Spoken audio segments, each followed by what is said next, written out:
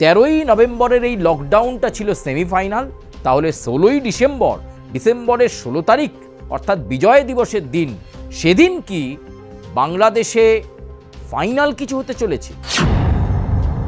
অর্থাৎ এই বাংলাদেশ যোগ যখন ভারতবর্ষ জানতে পারল, ঠিক তখনই ডক্টর ইউনূস অন্তর্বর্তী সরকারের প্রধান উপদেষ্টা তার কাছে মেসেজ পাঠিয়ে দিলেন ভারতের জাতীয় নিরাপত্তা উপদেষ্টা অজিত দোভাল। কড়া ব্যবস্থা ভারত কূটনৈতিক চ্যানেল মারফত নেবে এবং আন্তর্জাতিক ক্ষেত্রেও বিষয়টিকে জানাবে। ঠিক তখনই কিন্তু ডক্টর ইউনূসের শরীর অস্থির হতে শুরু করলো, ভয়ে কাঁপতে শুরু করলেন এবং কাঁপতে কাঁপতে তিনি চলে গেলেন সেনা কার্যালয়ে। এবং সেনা কার্যালয়ে প্রায় 2.5 ঘন্টা বৈঠক ডক্টর ইউনূসের। আমরা একাধিকবার আলোকপাত করেছিলাম যে 13ই নভেম্বর থেকে বাংলাদেশের পরিস্থিতির মধ্যে কি একটা আমূল পরিবর্তন দেখা যাবে। 13ই নভেম্বরের লকডাউন থেকেই কিন্তু বাংলাদেশ একটা অন্য মাত্রা নেবে, বোধহয় তাই। সেদিকেই দিক নির্দেশ করছে বাংলাদেশের জনগণ। আজকে দেখুন, ঢাকা যে মূল রাস্তা, সেই মূল রাস্তা একেবারে নিস্তব্ধ। আজকে শুধু ঢাকা নয়, আজকে বরিশাল, অন্যদিকে মিরপুর, চট্টগ্রাম, এছাড়াও আরও একাধিক এলাকা, নারায়ণগঞ্জ, ব্রাহ্মণবেড়িয়ার দিকের অংশ, সমস্ত এলাকাগুলো আজকে একেবারে থমথমে। বাংলাদেশের একাধিক জেলায় আজকে বলা যেতে পারে শুনশান রাস্তাঘাট, এই হিসেবেই সারাদিন কাটল। অর্থাৎ শেখ হাসিনা এবং আওয়ামী লীগের যে কল ছিল যে লকডাউনকে সফল করতে হবে, সেই লকডাউন কিন্তু আজকে সফলতায়। এবং শুধু তাই নয়, বাংলাদেশের শিক্ষা প্রতিষ্ঠান, স্কুল, কলেজ, বিশ্ববিদ্যালয় সব জায়গাতে একটা ছুটির আমেজ, এ কথা বলা যেতে পারে। ওই কতিপয় দু একটা লোকজন হয়তো রাস্তাঘাটে বেরিয়েছেন এরকম, কিন্তু বাংলাদেশ আজকে পুরো লকডাউনের মেজাজেই কাটালো। তাই বিশ্লেষকরা বলছেন, সে দেশের সমালোচক যারা রয়েছেন, রাজনৈতিক বিশ্লেষক রয়েছেন, মুক্তমনারা রয়েছেন, তারা বলছেন বাংলাদেশের লকডাউন সফল। আর এই লকডাউন সফল কিন্তু যে ইঙ্গিত দিচ্ছে, অর্থাৎ ডক্টর ইউনূসের বিদায় ঘণ্টা বেজে গেছে এবং ডক্টর ইউনূস বুঝতে পারছেন যে অন্তর্বর্তী সরকারের প্রধান উপদেষ্টা হিসেবে তিনি পদে বহাল থাকলেও তার দেশের ওপর যে তার যে শাসন ক্ষমতার নিয়ন্ত্রণ, সেই নিয়ন্ত্রণ একদম নেই, সেটা তিনি লুজ করে ফেলেছেন। এবং এমনিতেই তিনি একটা বিশ্বাসঘাতকতার পরিবেশের মধ্যে রয়েছেন। তিনি মনে করেন উপদেষ্টা মণ্ডলীর অনেকেই আওয়ামী লীগের সঙ্গে যোগাযোগ করে চলছে। ফলে এমন একটা পরিস্থিতিতে ডক্টর ইউনূস কিন্তু অনেকটাই হতাশ এবং এই লকডাউন পূর্ণাঙ্গভাবে সফল এমনটাই কিন্তু মনে করছে বাংলাদেশের জনগণ।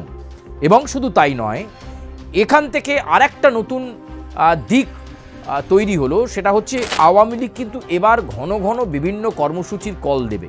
এই 13ই নভেম্বর থেকে 16ই ডিসেম্বর অত্যন্ত তাৎপর্যপূর্ণ হবে। একটু একটু করে আওয়ামী লীগ তাদের ক্ষমতা বা ভলিউম বাড়াচ্ছে।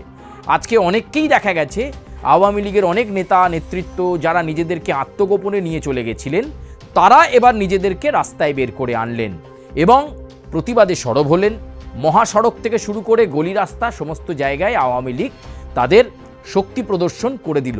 এবং স্পষ্ট ভাষায় 13ই নভেম্বরের এই লকডাউনটা ছিল সেমিফাইনাল, তাহলে 16ই ডিসেম্বরের 16 তারিখ অর্থাৎ বিজয় দিবসের দিন, সেদিন কি বাংলাদেশে ফাইনাল কিছু হতে চলেছে?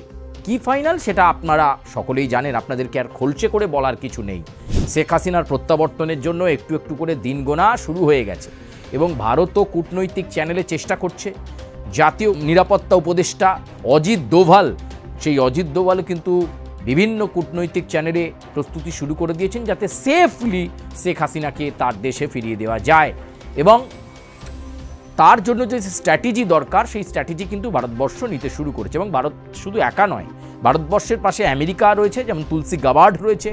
আবার অন্যদিকে অন্যান্য দেশও কিন্তু এই বাংলাদেশ ইস্যুতে এই মুহূর্তে ভারতবর্ষের পাশে রয়েছে। ঠিক এই সময় বড় কাণ্ড কারখানা করে ফেললেন ডক্টর ইউনূস। আপনারা জানেন যে দিল্লিতে বিস্ফোরণের ঘটনা ঘটেছে এবং এই গাড়ি বোমা বিস্ফোরণের পর তদন্তে নেমেছে কেন্দ্রীয় তদন্তকারী সংস্থা।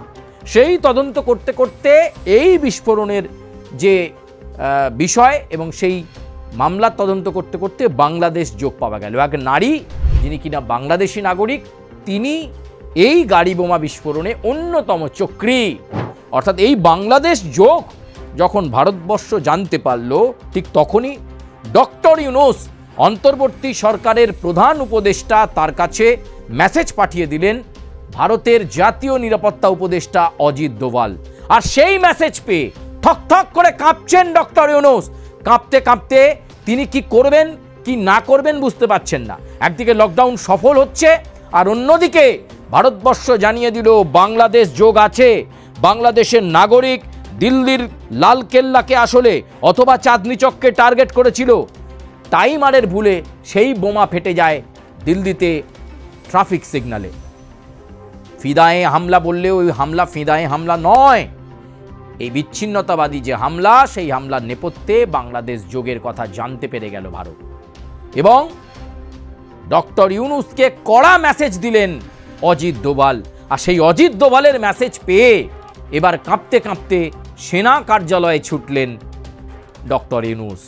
সেখানে সেনা কর্তাদের সঙ্গে বিশেষ বৈঠকে ডক্টর ইউনূস, অর্থাৎ ঘরে বাইরে এই যে চাপ, সেই চাপই বলে দিচ্ছে ডক্টর ইউনূস আর বাংলাদেশকে সুষ্ঠুভাবে চালাতে পারছেন না। এমনিতেও 15 মাসে চালাতে পারেননি। পরিস্থিতি যত এগোচ্ছে, যত ফেব্রুয়ারি মাসের নির্বাচন এগিয়ে আসছে, ততই ডক্টর ইউনূস তিনি যে পরিণত নয়, তিনি তার ক্ষেত্রে প্রতিষ্ঠিত হতে পারেন, তিনি শান্তির জন্য নোবেল জয়ী হতে পারেন, কিন্তু তিনি সরকার চালানোর মতো, দেশ চালানোর মতো ক্ষমতা যে তার নেই, সেটা কিন্তু প্রমাণিত হয়ে যাচ্ছে। যার ফলে লকডাউন সফল।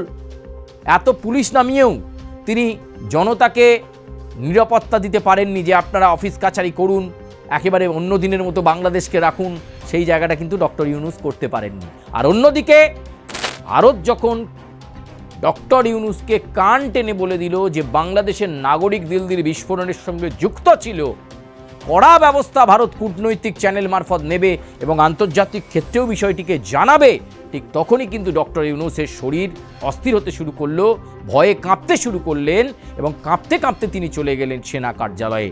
এবং সেনা কার্যালয়ে প্রায় 2.5 ঘন্টা বৈঠক ডক্টর ইউনূসের। বিপদে পড়লে তখন সেনার কথা ওনার মনে পড়ে। আর আসলে অন্য সময় সেনাকর্তারা যখন ফেঁসে যাচ্ছেন, জেলে চলে যাচ্ছেন, তখন ডক্টর ইউনূস নিশ্চুপ। এখন ডক্টর ইউনূস বিপদে পড়েছেন, তাই বাংলাদেশের সেনাকর্তাদের থেকে তিনি পরামর্শ নিচ্ছেন কিভাবে ভারতকে সামলানো যাবে। কূটনৈতিক স্তরে যদি ভারত কোনো ব্যবস্থা নেয়, আন্তর্জাতিক ক্ষেত্রে কোনো নালিশ করলে বাংলাদেশের ওপর একটা চাপ চলে আসবে, কারণ তিনি তো বিভিন্ন ক্ষেত্রতে সেফ করিডোর করে দিয়েছেন অনেকের জন্য। এই বিষয়টা কিন্তু একটা গুরুত্বপূর্ণ ক্ষেত্র তৈরি হয়ে যাচ্ছে এবং এই ক্ষেত্রে বলা যেতে পারে বাংলাদেশ একটা গুরুত্বপূর্ণ পরিস্থিতির মধ্য দিয়ে চলছে, এ কথা বলা যেতে পারে। এবং ডক্টর ইউনূস ভালো মতোই বুঝতে পারছে যে তার যে হোল্ড, সেই হোল্ড কিন্তু শেষ হয়ে আসছে। তার পক্ষে আর বোধহয় দেশ চালানো সম্ভব নয়। একদিকে লকডাউন সফল, আর অন্যদিকে ভারত দিল্লির বিস্ফোরণের যাবতীয় তথ্য ঘাঁটতে গিয়ে যে বিষয়টা তারা পেয়ে গেছে, সেটা যখন ডক্টর ইউনূসকে মেসেজ মারফত অজিত দোভাল জানিয়েছেন, এখন কিন্তু কি হবে, আন্তর্জাতিক ক্ষেত্রে বা এশিয়ান কান্ট্রি হিসেবে বাংলাদেশের ওপর কোনো চাপ আসবে কিনা, ডক্টর ইউনূস সেই চিন্তায় সেনা কর্তাদের সঙ্গে বৈঠক করছেন। প্রিয় দর্শক বন্ধু, আজকের মতো বাংলাদেশ এ পর্যন্তই। কিন্তু বাংলাদেশের প্রতিবেদনে আপনারা যেভাবে চোখ রাখছেন, যেভাবে সহযোগিতা করছেন, আমরা সত্যি আপনাদের কাছে কৃতজ্ঞ। আপনারা মন্তব্য করছেন, সে মন্তব্য আমাদের প্রতিবেদনের সাপেক্ষেও হতে পারে, বিপক্ষেও হতে পারে, কিন্তু আপনাদেরকে ধন্যবাদ জানাই।